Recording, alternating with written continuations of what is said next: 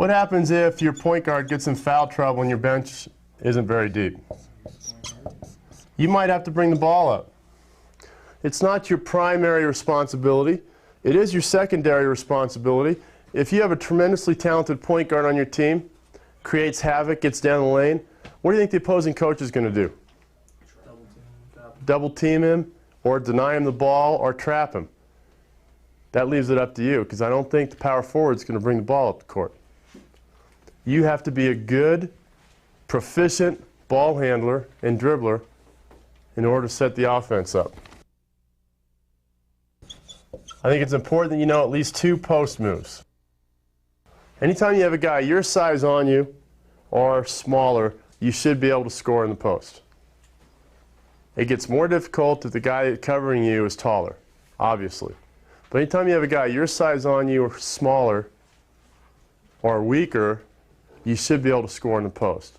So this increases your value to your coach and to your team. It also increases your opportunities to get more points.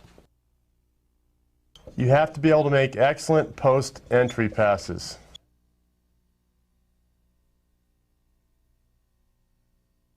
Why do you think this is important?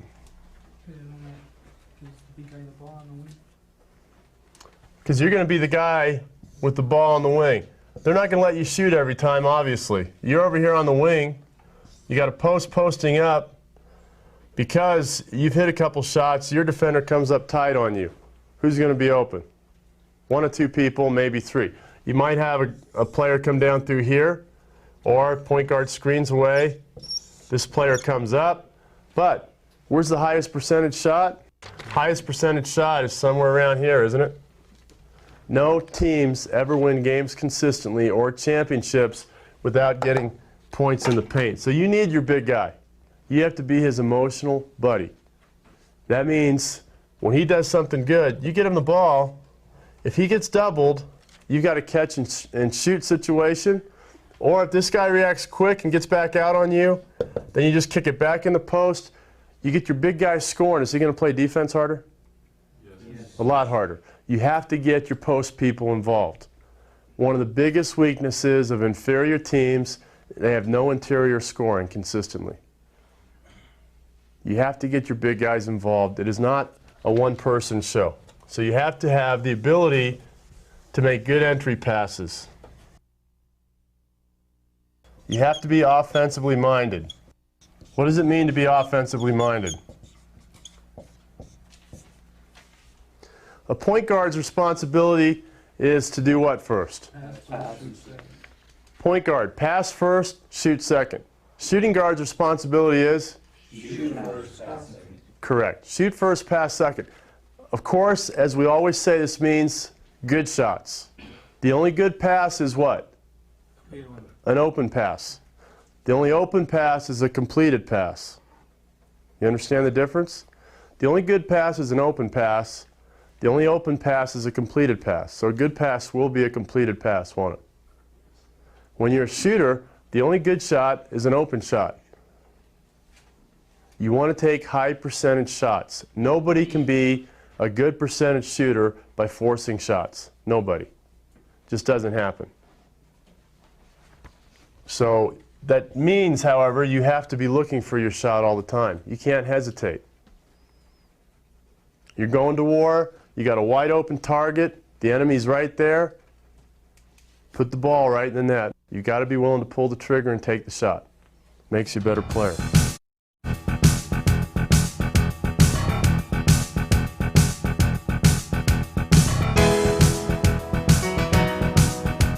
Let's face it, most offensive players are not very good defensive players, okay?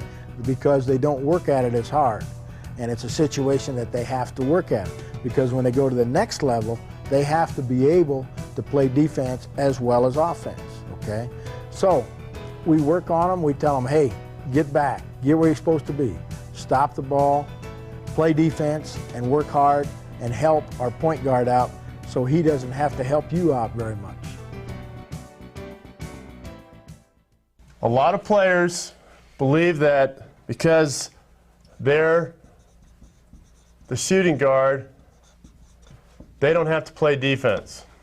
Simply not true. In fact, I knew of a coach in high school that was so concerned about his shooting guards getting tired that he wouldn't make them run sprints with the rest of the team. But that built morale, didn't it? If you're a shooting guard, don't back away from doing your amount of the work. You understand? First rule is hold your opponent under their scoring average.